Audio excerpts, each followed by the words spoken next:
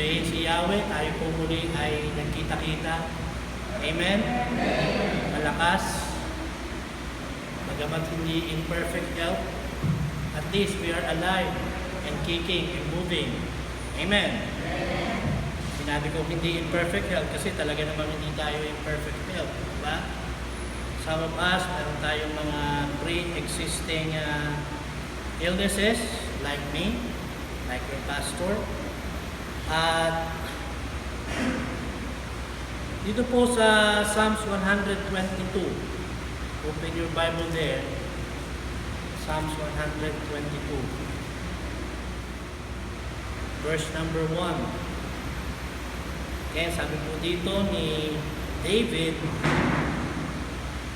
I was glad when they said unto me, let us go into the house of the Lord, O Yahweh. Ayan. Marami po sa mga mananampalataya, tayo po ay binigyan ni Lord ng instruction na mamuhay po ng merong tinatawag na joy or kasiyahan, no? At kaya nga po dito sa Philippians chapter 4, verse number 4, ang sabi po niya dito, rejoice in Yahweh always, and again I say, rejoice.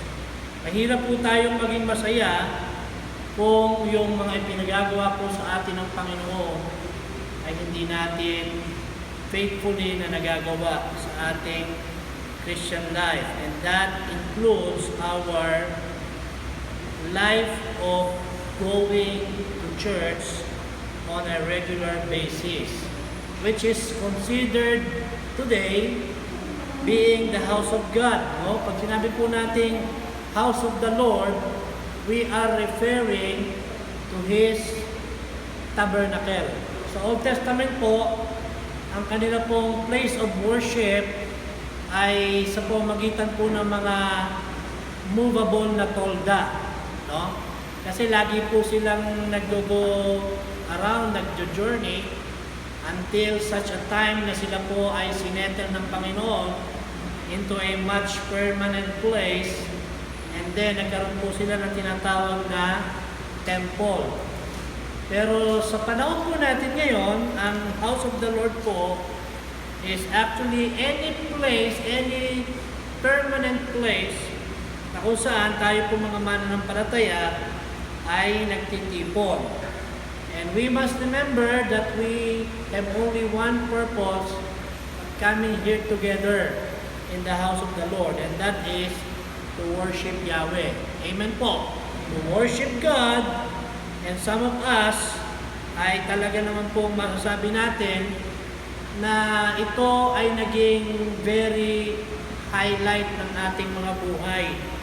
In almost every week, no, that we live, we anticipate that one day of that week, we will be in the house of the Lord.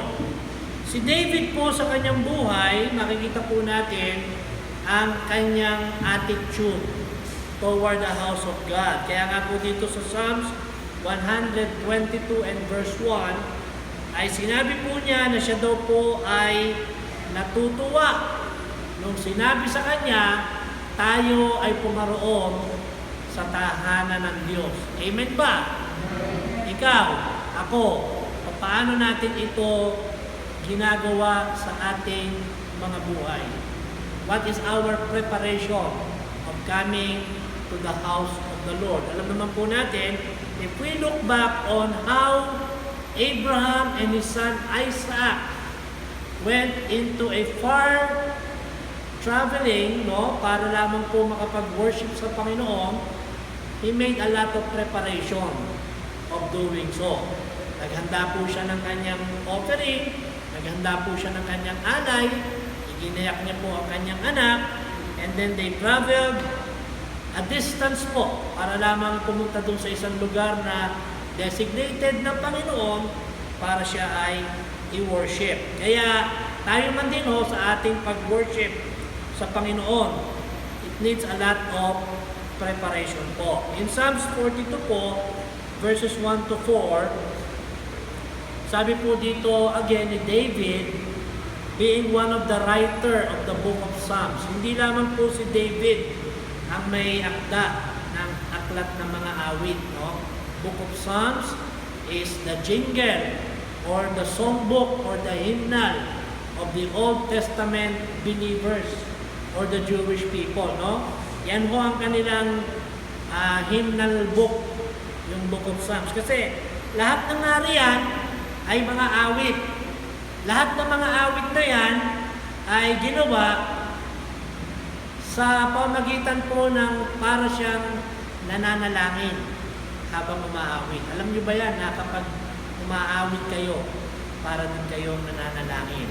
You remember one Sunday, sinabi ko sa inyo, lahat halos ng lumalabas sa ating mga bibig is almost in the form of prayer. Kaya even the things that we wish, na sinasabi natin, sana mangyari yun sa akin, o kaya naman meron kayo sinabing hindi maganda na negative, mag-iingat din po tayo kasi baka dinggin ni Lord. Diba? Amen? Kasi panalangin niya yan eh.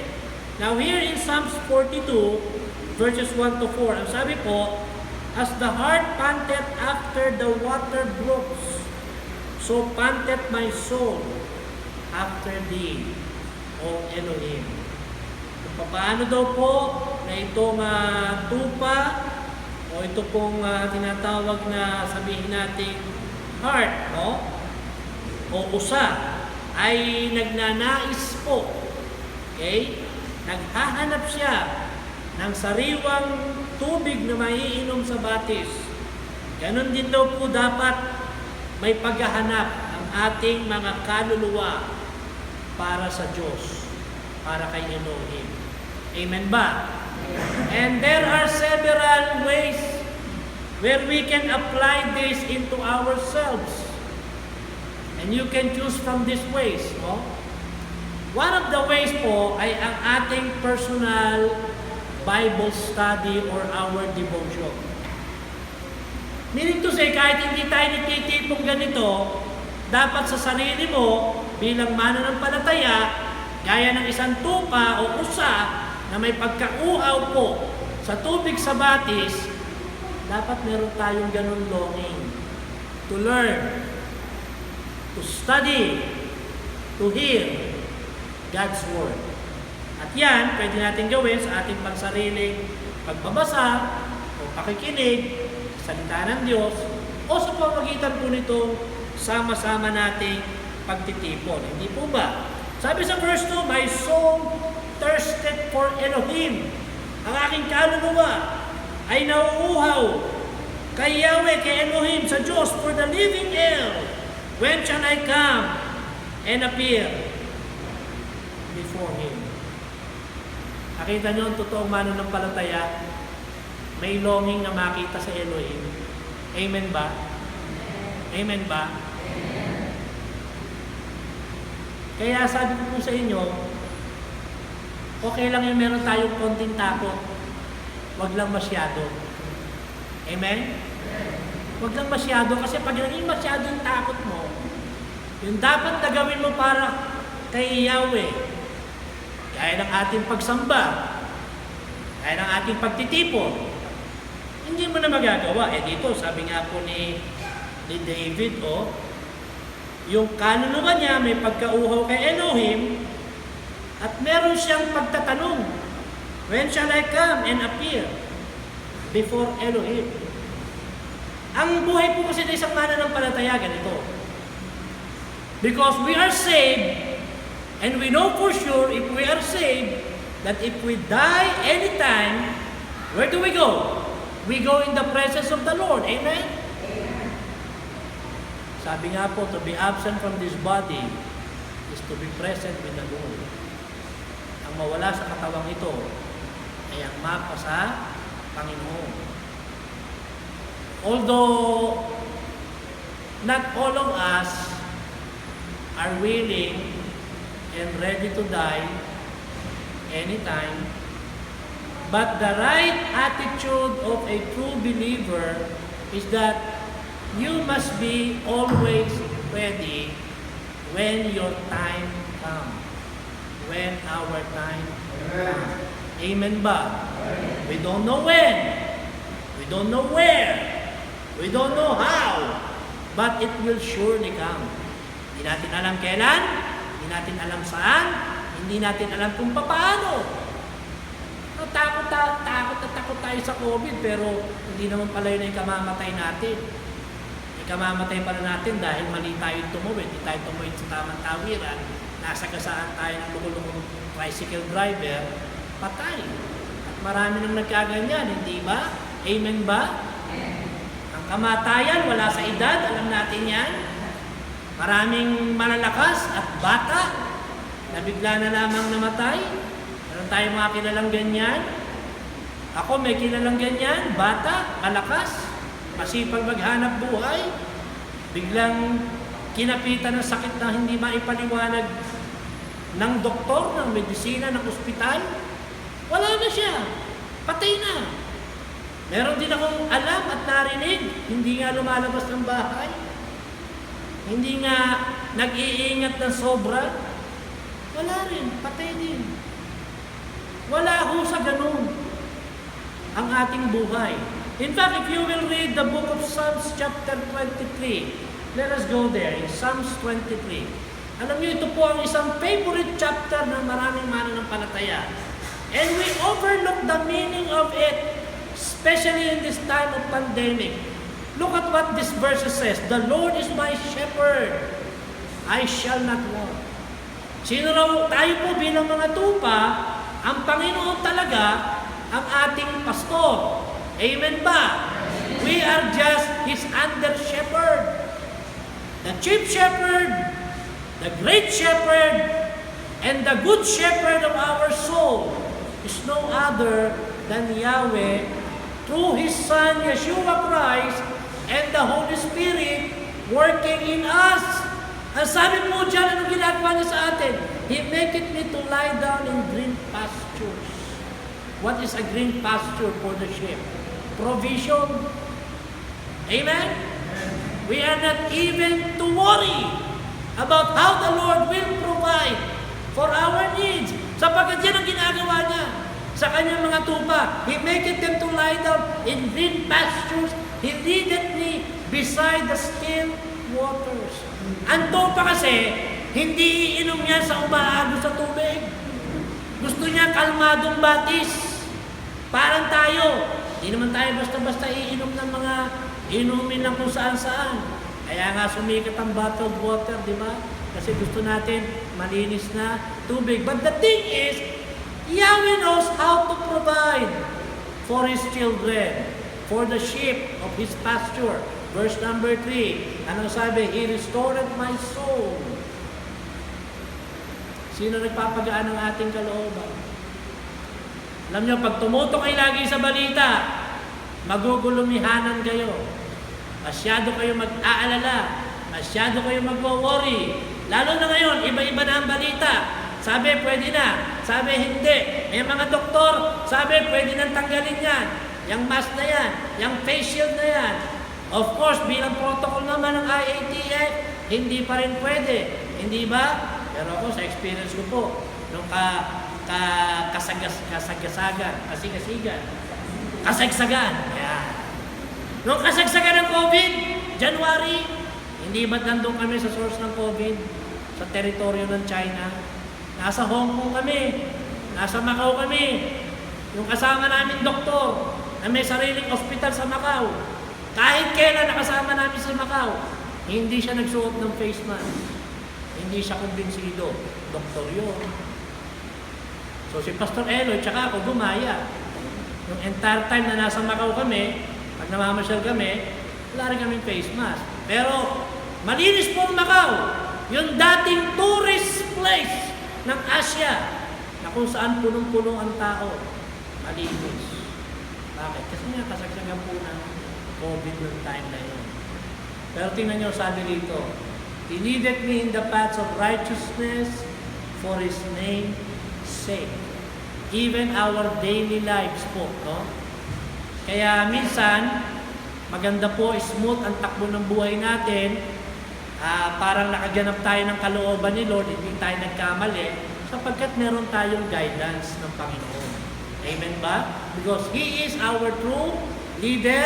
And verse 4 says, which most of us, or many Christians nowadays, alam nyo, pagka nag-uusap ng mga pastor, kamukha bukas, magkikita-kita kami ng mga pastor. May prayer day kami, magkakakumustahan naman kami sa mga churches namin. Iisa po, so far, ang amin pong natatanggap na balita among our churches nowadays. Maraming hindi dapat magsimba na nagsisimba. Amen. That is faith. Who I am talking with? Yung mga seniors, yung mga bata, ages 21 below. They're not supposed to be out still by the guidelines and the protocol of the IATF. And yet, nakikita natin, marami ang lumalabas, especially those who are in churches. And praise be to God, sapagkat that verse 4 may apply to our faith right now. Ang sabi po dyan ni David, yea, though I walk through the valley of the shadow of death. Ano ba ibig niya sabihin? Ang ibig niya sabihin, kahit nasa bingit na ako ng kamatayan, kung dumating yung time sa buhay mo, na ikaw ay nasa kama o banig ng karamdaman. Marami tayo mga pastor ngayon, nasa ospital, tinamaan po ng COVID, and we are praying for them. Yung iba, kilala nyo, binabalita natin sa inyo. Yung iba, natulungan na natin. Yung iba, hindi pa natin natutulungan. Yung iba sa inyo, tumulong na. Marami sa inyo, hindi kumikibo. Pero tingnan nyo, sabi dyan, dapat ang isang mananampalataya po may ganitong klase ng paninindigan sa Panginoon. Anong sabi niya dyan? Yet though I walk through the valley of the shadow of death. Where are we right now? With this COVID-19. We are right there. We are now walking in the valley of the shadow of death. Kaya sabi ko sa inyo, every Sunday na magkita-kita tayo, purihin si Yahweh, amen? Every morning that you wake up, nagising ka, dinilat mo ang mga mata mo, purihin si Yahweh. You have another day to live. Because we are now walking in the valley of the shadow of death. And yet David said, I will fear no evil, for thou art with me. Thy rod and thy staff, they comfort me. These are the verses, mga minamahal, na babaunin natin in our mind and in our heart and in ourselves. Para maging matatag po tayo. Para hindi tayo nagugulumihanan. Para hindi tayo masyadong natatakot o nag-aalala. Okay lang may konti kang pangamba, okay lang may konti kang takot, okay na meron kang pag-iingat na ginagawa, pero wag masyado. Kasi hindi ho kalooban ng Panginoon Diyos na ma-forsake ang kanyang tahanan. Amen ba? Hindi masyadong nakakalungkot dun sa mga senior na hindi nakaka-attend. We still have seniors na hindi nakaka-attend, and we understand them. Hindi masyadong malungkot doon sa mga parents na may mga anak na maliliit, na may mga minors, at naiintindihan natin sila. Ang hindi ko maintindihan, yung mga edad na in between 22 to 59, na pwede namang nandito na, sila pa rin ang wala rito. Amen ba? Yun ang hindi ko maintindihan. Talaga sumasakit na ang ulo ko para maunawaan sila. Talaga sinasabi ko, Lord, wala na po akong magagawa, kayo na lamang po ang bahala. Kasi pakalino naman. Lahat tayo nasa bingit ng kamatayan ngayon, pero ano sabi po? I will fear no evil. Bakit? Sapagkat ikaw ay nasa akin. Amen ba? Ano sabi po sa susunod na verse? Tapusin natin to. Thou preparest a table before me in the presence of my enemies. Thou anointest my head with oil. My cup runneth over. Surely goodness and mercy shall follow me all the days of my life. Ano ang mangyayari? Goodness and mercy shall follow me all the days of my life. Ibig sabihin yan, hanggang nabubuhay ka, Yan ang ipinangako ni Lord na susunod sa iyo, na mangyayari sa iyo. Goodness and mercy. At ano naman ang sukli natin? Ano naman ang dapat maging kapalit nun? Ang sabi po ni David, and I will dwell in the house of the Lord forever. Amen ba? Eh bakit maraming mga Kristiyano iniwanan ng tahanan ng Diyos?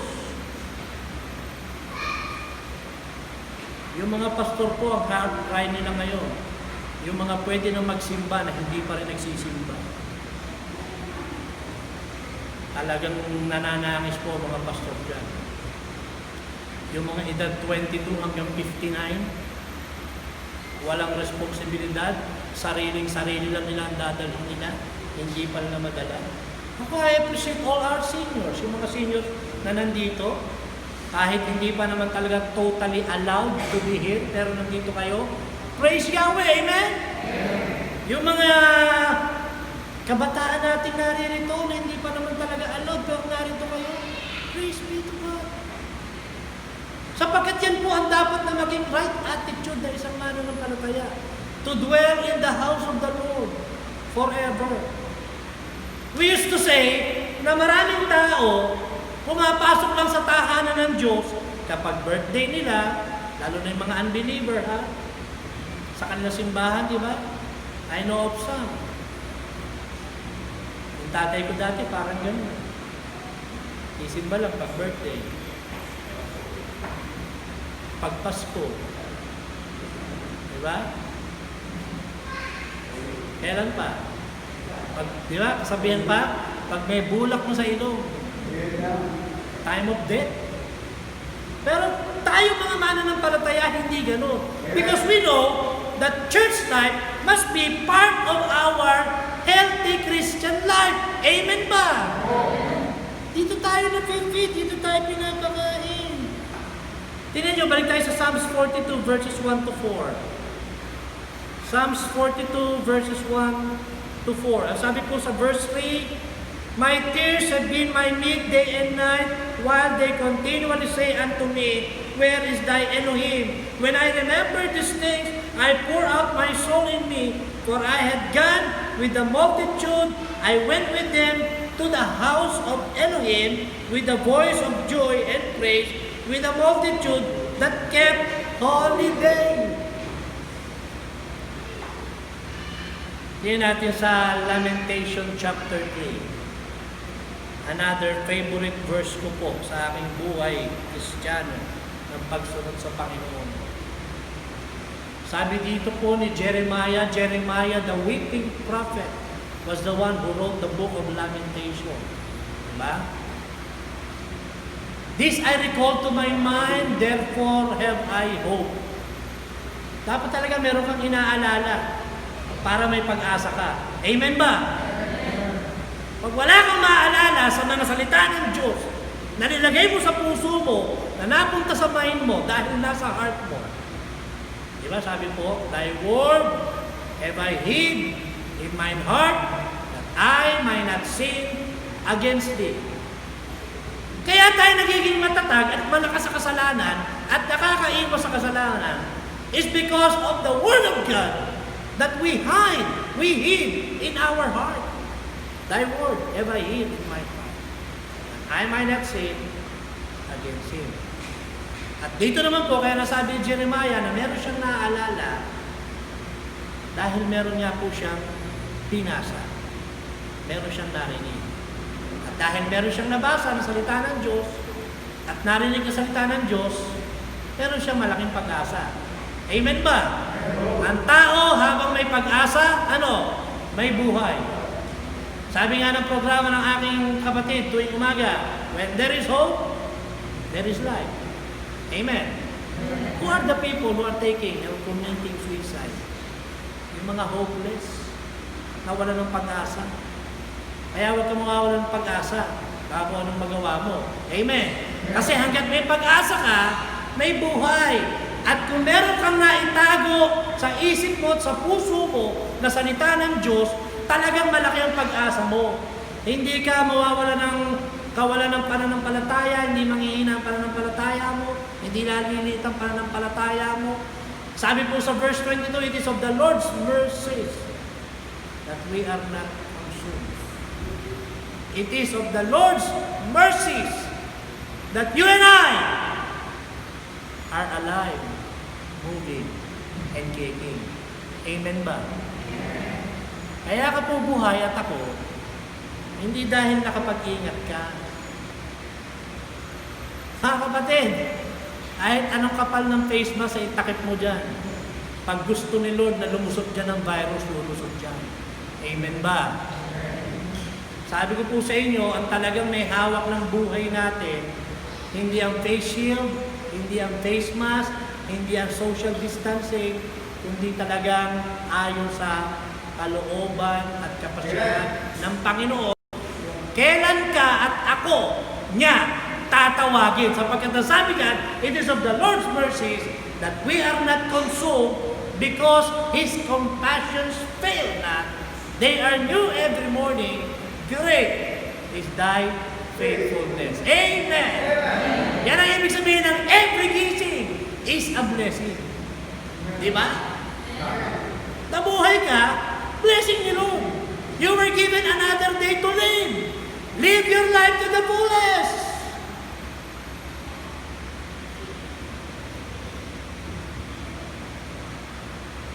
Talagang marami po tayong depression ngayon at disappointments, frustration. Bakit? Maraming mga normal na nagagawa natin before, hindi natin magawa. Which is part of our blessing kay Yahweh. Diba? To enjoy good life, pamasyal, no? I-apply mo na ikaw ay maging masaya at maligaya dahil sa fruit of your labor. Lahat yan biyaya at blessing ni Yahweh. Pero ngayon hindi nagagawa. Bakit? Dahil sa sobrang restriction ng gobyerno sa kapaligiran. Babalansahin po natin lagi ito kami minamahal, di ba? Sumusunod tayo sa gobyerno, pero huwag nating iwawaglit ang mga salita ni Yahweh na sinabi sa atin. Amen!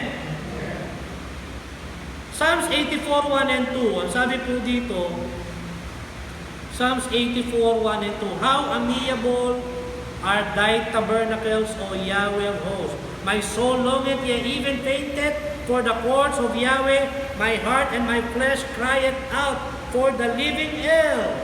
Psalms 95:1-3. O come, let us sing unto Yahweh. Let us make a joyful noise to the rock of our salvation. Let us come before His presence with thanksgiving and make a joyful noise unto Him with psalms. For Yahweh is a great El and a great King above all Elohim. Hindi ba nung naka-lockdown tayo ng 3 months, yung total lockdown? In-encourage ko kayo na sumamba, mag-worship kay Yahweh by your own. Amen? Amen ba? Umaawit pa kayo. Mahirap umawit pa, nag-iisa lang. Pero kung kaya mo yan, maganda, nakakaawit ka. Yung YouTube channel po natin, punong-puno ng mga video songs ngayon na Christian. Gamitin mo, buksan mo, umawit ka. Pinaghihirapan po yan ni Sister Ning para sa anyo at para sa ibang mga churches na pwedeng makinabang. Imagine mga Christian songs in video form. Nakikinig ka ng musika tapos makakaawit ka. And it is like a prayer kapag umaawit ka para sa Panginoon. Here in the church, kapag tayo pinag-aawitan, we are making a joyful noise unto the Lord, the rock of our salvation. Kaya nga po na sinabi dito. Kaya kumpletong-kumpleto, di ba? Kapag tayo po'y nakakapanambahan. Ephesians 5:19, anong sabi dito? Speaking to yourselves in psalms and hymns and spiritual songs, singing and making melody in your heart to Yahweh. Kagabi yung apo ko, kausap namin sa chat. Pag hindi namin siya kausap, kanta ng kanta, katuwa. Kanta ng kanta. How many of us is capable or are able to do that while you are trying to worship Yahweh by yourself at home? Di ba hindi naman? Kaya pag nandito po tayo sa church, malaking pribilehyo po na meron tayong pag-aawitan. Sapagkat nasabi po rito, mga usapan niya kayo sa isa't isa sa pamamagitan ng mga awit at mga himno at mga awiting makalangit. Umaawit na meron pong kasiyahan sa inyong mga puso kay Yahweh. Colossians 3:16 says, "Let the word of Christ dwell in you richly, in all wisdom, teaching and admonishing one another in psalms and hymns and spiritual songs, singing with grace in your hearts to the Lord." Yun po ang kulang nung 3 months na naka-lockdown tayo, na hindi tayo sama-sama together na nagwa-worship. Mahirap po magpalakasan sa isa't isa nang hindi kayo nagkikita-kita. Unless na masipag kang tumawag o makichat. Diba? Pero it is a command of the Lord for us. Hindi lamang palakasin ng ating mga sarili, kundi mga palakasan din naman sa isa't isa. Kaya kung magagawa lang rin po ninyo, na gawin ninyo itong ministry nyo para sa iba, gawin ninyo. Yung mga upuan na yan, na bakante, na dapat sana may nakaupo dyan, kilala nyo. Kahit naman may mga takip yung mukha natin, nagkakakilala pa rin tayo. Amen ba? Oh. Nag-take time ka ba para ipag-pray? Yung mga wala dyan na dapat nandyan. Nakakapag-alala po, di ba? Lalong-lalo na nga kung alam naman natin na pwede na silang sumamba, pero hindi nila ito ginagawa. Malakay 1:13, he also said, "Behold, what a weariness it is. Ye have snapped at it, said Yahweh of hosts, and ye brought that which was torn, and the lame, and the sick, thus ye brought an offering. Should I accept this of your hand, saith Yahweh?" To some Christians, ang pag-worship po nila kay Yahweh, imbis na maging kasiyahan at katuwaan, parang nagiging kabigatan sa kanilang pagsamba. At alam nyo, ito ang ayaw ng Panginoon, na ikaw ay sasamba, ikaw ay paparito, ikaw ay pupunta sa house of the Lord, na mabigat ang loob mo, na wala ka naman talagang damdaming sumamba, kundi napilitan lang ikaw. Para bang napabili ka lang ng suka. Hindi mo naman talaga in-intention, di ba? Look in this verse. Sabi ng Panginoon, huwag niyo akong hahandugan ng may sakit, ng pilay. Pag ang offering ninyo sa akin ay alanganin, huwag na lang. Mayroon ba mo ng offering na hihingi sa atin ni Yahweh? Romans 12:1 says, "I beseech you therefore, brethren, by the mercies of God, that ye present your bodies a what? A living sacrifice, wholly acceptable unto God, which is your reasonable service." Alam nyo, nowadays, hindi ho talaga ako masyadong namumusta sa mga kapatiran. By phone or by chat, hindi ko masyado. Okay. Kasi bilang pastor nyo ho, naghahanap din naman ako sa inyo o sa mga mananampalataya po ng kusang loob na magkukusa siya na pumunta sa Panginoon nang hindi po siya katulad na sinasabi dito sa Malakay 1:13. You know, if we become ungrateful people who saw worshiping Yahweh as a weariness, kapag dumating sa buhay Kristiyano natin, bilang mga mananampalataya, na makikita natin na ang pagsamba natin sa Diyos ay parang isang napakalaking obligasyon na kabigatan, that will be a big problem on you. Why? Because you're supposed to enjoy the worship of Yahweh. Amen? It's like coming in a feast. Pag pupunta tayo ng birthday party, meron tayong anticipation. May kasiyahan tayo. Mag-i-enjoy ako sa party na yun. Makikita ko yung mga kaibigan ko. Tiyak masarap ang pagkain doon, birthday. Diba? Expected yan eh. Yung normal meal sa bahay, 1 or 2 sapat na. Pero tingnan nyo, pag nagbe-birthday, yung nag-iimbita, kadalasan yan maraming handa. Bibihira po yung magbe-birthday na mag-iimbita na isang putahe lang palang ipapakain sa'yo. Bagamat meron din naman gano'n, di ba? Pero usually, sagana yan. And you have the anticipation to be fed well. Hindi ba gano'n din, coming to the house of the Lord, dapat meron tayong gano'n kasiyahan. Mabubusog na naman ako sa salita ni Yahweh. Amen? Natutuwa tayo, hindi nabibigatan tayo sa ating mga ginagawa. Hindi tayo nabubore. Kumbaga wala tayong pagka-complain sapagkat alam natin na pagparito natin, tiyak may mangyayari sa ating buhay spiritual. Tingnan natin ang mga kadahilanan kung bakit minsan nawawala ang ating kasiyahan sa ating pagsamba sa house ni Yahweh. Number 1 reason, if our heart, kung bakit may mga mananampalataya na parang nawawala ang kasiyahan. I do not expect this from an unbeliever. Wala kang ma-expect sa isang unbeliever to be in the house of the Lord. Pero isang mananampalataya na po, those who are already in the Lord and in Christ, kapag hindi po siya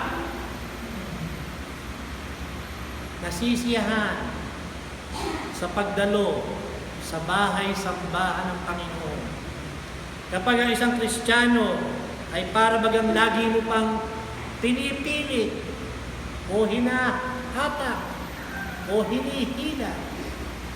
Ito po mga kadahilanan kung bakit daw nagkakaganon. Una, ang puso daw niya ay hindi tama kay Yahweh. So hindi ang church ang may problema, hindi ang mga kapatiran ang may problema na natatagpuan, nakikita, nakakasalamuha sa church.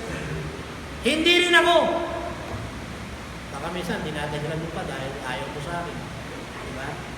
Pero ang problema talaga, yung puso ng Kristiyano.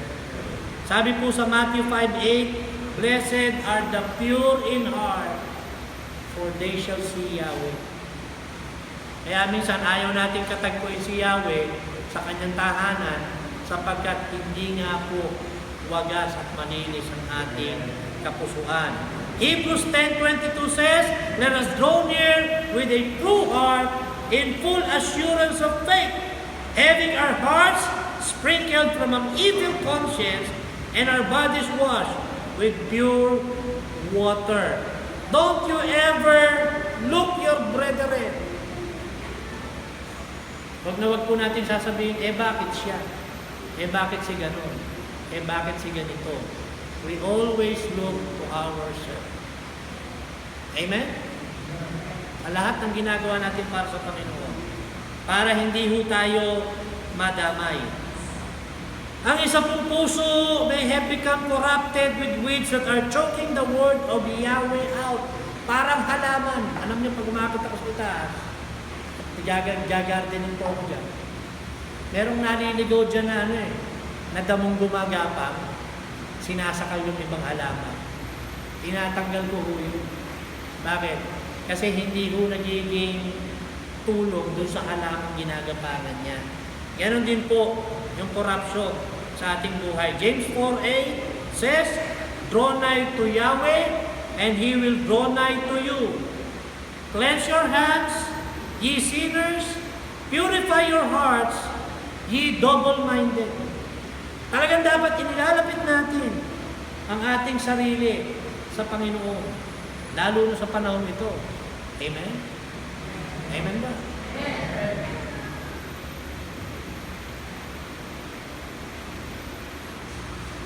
Ngayon ho, mag-a-apply yung sinasabi sa James. Ano sabi sa James? Before we say, "I will go there, and I will do this and that," remember, you can only go there and there, you can only do this and this. Anong sabi? If the Lord will. Kung loloobin ni Lord. Amen ba? Amen. Kasi ngayon, baka yung mga plano natin, Plano tayo ng plano, hindi naman pala pahihintulutan ni Yahweh. So, lagi natin siyang gawing kapartner talaga in everything that we do. 2 Corinthians 13:5, examine yourselves whether ye be in the faith. Prove your own selves. Know ye not your own selves how that Yeshua Christ is in you, except ye be reprobates. Lagi po na pwede nating bigyan ng katanungan ang ating mga sarili. Lalo na yung mga parang binabaliwala po nila ang oras at lakas na dapat ilaan para kay Yahweh. Hindi ho ang buhay natin ay atin lamang. Pangalawang dahilan po kung bakit wala ang kasiyahan, ang katuwaan, the joy and the gladness of coming to the house of the Lord is that we do not fully understand the purpose of assembly. Hebrews 10:25 says, not forsaking the assembling of ourselves together, as the manner of some is, but exhorting one another in their lifetime, sa panahon po ng mga apostles, nung sinabi dyan, and so much the more, as you see the day approaching, that is the literal coming of Christ in the first century, in their lifetime. Lalo na nga, sabi niya, na namamalas na ninyo, na malapit na siyang dumating. If we will apply this verse into our lives nowadays, ito pong threat ng COVID-19, yan ang ipalit mo dyan. And so much the more as you see the day approaching. Magtapat tayo kay Yahweh, huwag natin pabayaan ang pagtitipon. Bakit? Anytime pwede niya tayo kunin eh. Amen? Amen ba? Anytime. Yung day of approaching na yan, pwedeng maging life-threatening yan or yung death. Yung sinasabi po sa Psalms 23, that day, though I walk through the valley of the shadow of death, I will fear no evil. Ano sabi po sa Acts 20 verse 7? Upon the first day of the week, when the disciples came together to break bread, Paul preached unto them, ready to depart in the morning, and continued his speech until midnight. Hindi tayo makatiis, 10 to 11:30. Napakaikli ng oras na binibigyan natin kay Lord. Isang oras at kalahati na nga lang, pinagkakahit pa natin sa Kanya. Noong panahon po nila sa Book of Acts, they also worship on Sunday. Sabi dyan, they take the Lord's bread. Alam na natin ginagawa yan, yung supper, sa hapon o sa gabi. O imagine niyo kung hapon sumamba itong mga to. Nangaral daw si Pablo hanggang kailan? Midnight! Tagal, ano? Pero nainip ba sila? Umalis ba sila? Umuwi ba sila? Hindi. They stayed. 1 Corinthians 16:2, upon the first day of the week, unang araw ng Sanlinggo sa inyong buhay, let every one of you lay by him in store, as Yahweh hath prospered him, that there be no gatherings when I come. Paul the Apostle was speaking here of our regular commitment, giving, share of our offering to the work of the Lord. Kailan daw? Upon the first day of the week. Anong sabi? Let every one of you, lahat po ng kumikita sa panahon ng 1 Corinthians 16 ay inaasahan na magtitipon sa unang araw ng linggo at maghahandog sa tahanan ng Diyos kung paano daw sila prinosper ni Yahweh. Huwag kayo maghintay ng 10 years bago nyo sasabihin, magbibigay din ako sa church after 10 years or next year or next month. Every time that the Lord prosper you, that's the time that you need to be faithful in honoring Him with your giving, with your share to the work of the Lord. Diba? Amen ba? Yan ang sinasabi sa 1 Corinthians 16:2. Let everyone. We don't give as family. Iba-iba ho ang giving individual Christians. Yung meron na maibibigay as individual Christians, magbigay, magkaloob. Iba ang giving ni Tuti sa giving ko. Nagbibigay ng sarili yan. May pera yan eh. Saan galing pera niya, Pastor? May bakod siya eh. Amen? May bakod siya eh. Ano pa? Yung mga blessing niya, bigay-bigay. Pera niya yun eh. Hindi ko naman kinukuha yun eh. Oh. From there, she's supposed to give. As an individual believer. Yun yung sinasabi nito, let every one of you. Hindi yung may attitude ka, okay na ako, nagbigay ni anak ko. Amen? Amen ba? Okay na ako, nagbigay na si tatay. Bakit? Wala ka bang trabaho? Wala ka bang dito? Wala ka bang ability to share? To give to the word of the Lord? Why are we here? First and foremost, we are here to worship Yahweh. Secondly, we are here to build each and one another po. Exhorting, edifying one another. Yan ang blessing na pumupunta tayo rito at nag-worship tayo together. Yan ang blessing na pagka nandito ka, huwag ka ding madaling umuuwi. Na hindi ka man lang namusta ng mga kapatiran mo. Amen ba? Namusta ka naman. O, batiin nyo naman bago sa kami ni Jack. O. Amen, Jack, bago mo ka mo ah. Ano na bago? Ayan, may salamin niyo. Mambati naman kayo. Amen ba? Hindi yung dumarating ka sa church. Uupo ka dyan, tapos mamaya alis ka na. Nag-disappear ka na. You remember, one of our duties of coming here is also to fellowship one with another. Amen. Maintain ka lang ng distance. Worshipping Yahweh and building up one another. Both of these principles are outlined in the scriptures na dapat po natin makita.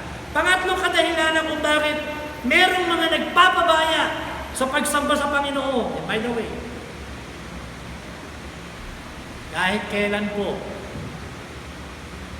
in my 38 years in the Lord, kata nyo, birthday ko kahapon, spiritually, I was born again September 19, 1982. I am 38 years old.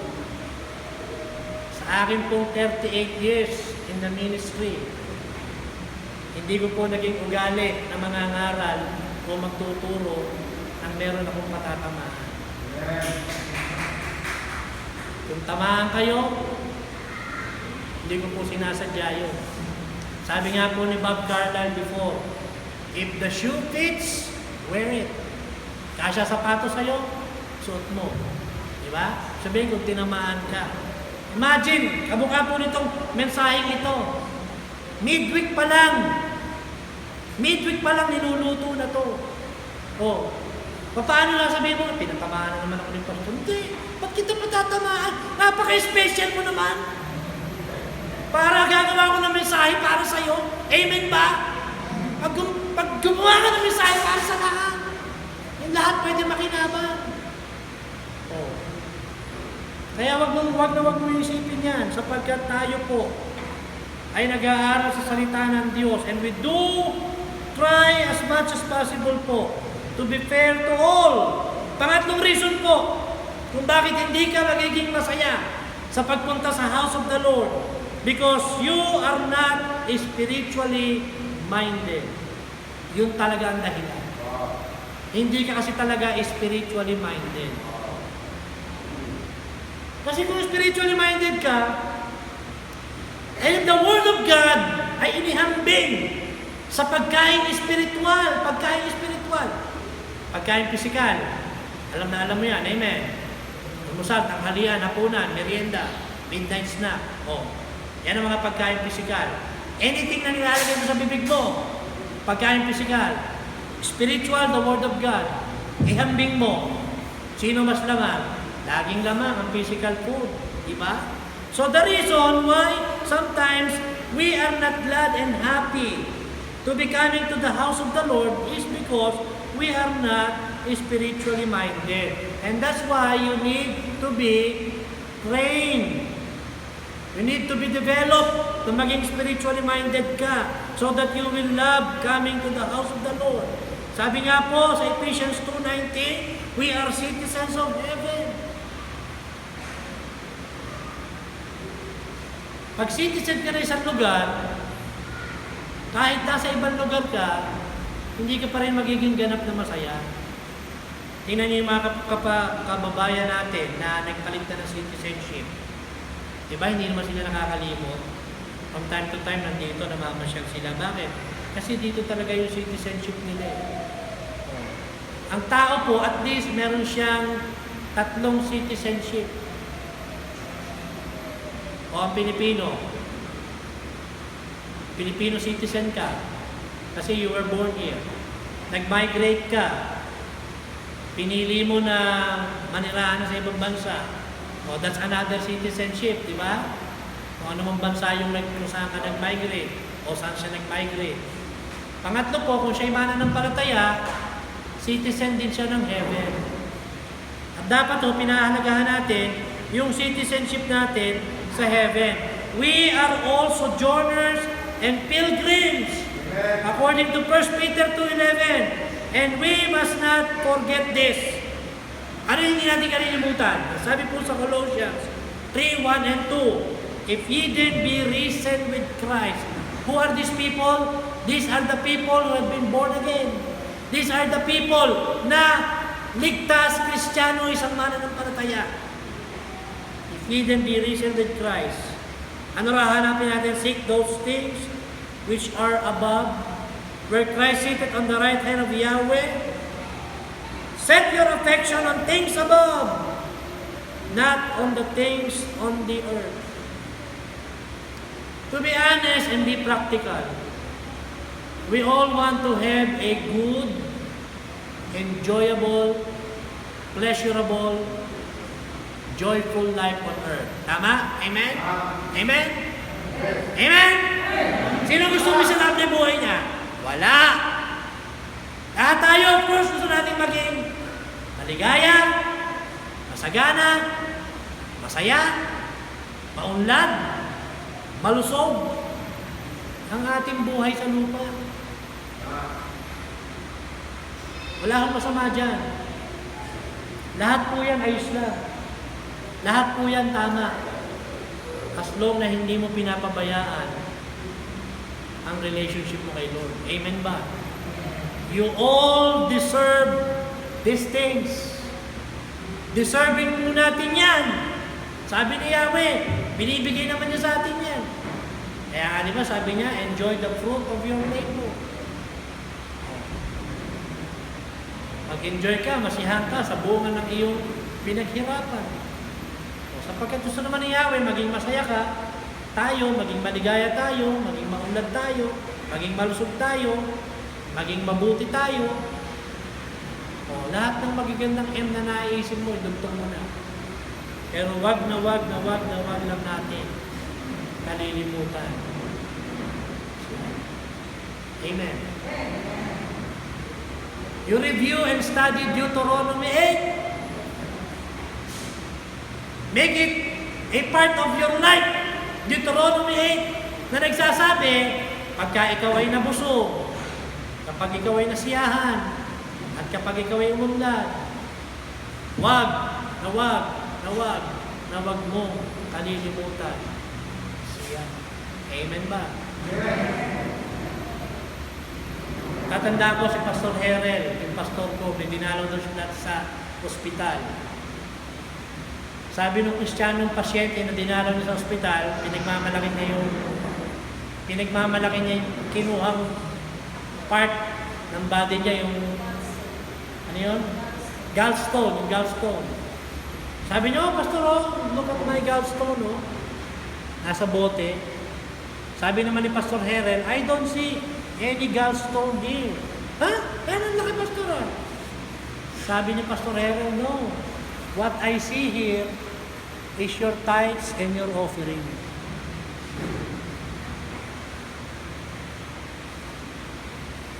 Ako nyo ibig sabihin? Yung tao na operahan. Excited siya, pinapakita sa pastor niya, sa pastor namin. Pastor, ito yung kinuha sa akin, gallstone. Sabi naman ng pastor, dahil alam niya yung Kristiyano, hindi tumutulong, hindi nagbibigay, hindi nag-share. Hindi niya ginagawa yung part niya bilang isang matapat na Kristiyano sa kanyang offering. Kaya sabi ng pastor, ang nakikita ko rito ay ang iyong tithes and offerings. Bawi ni Lord. Amen ba? Marami po nangyayari sa atin, ganyan. Binabawian tayo ng Panginoon sa hindi natin ginagawa para sa Kanya. Pang-apat po, kung bakit ang isang Kristiyano hindi masaya, hindi nagiging malugod sa pagpunta sa bahay ng Panginoon, hindi siya naghahanda sa pagparito. Kung linggo lang ng umaga, tsaka pa mag-iisip kung pupunta ka rito o hindi, mukhang late na nga talaga. Pero kung Sabado pa lang, napag-iisipan mo na yan, bukas sasamba mo, medyo mas may tsansa. Tignan nyo si Ezra, who is scribe and a prophet of the Lord.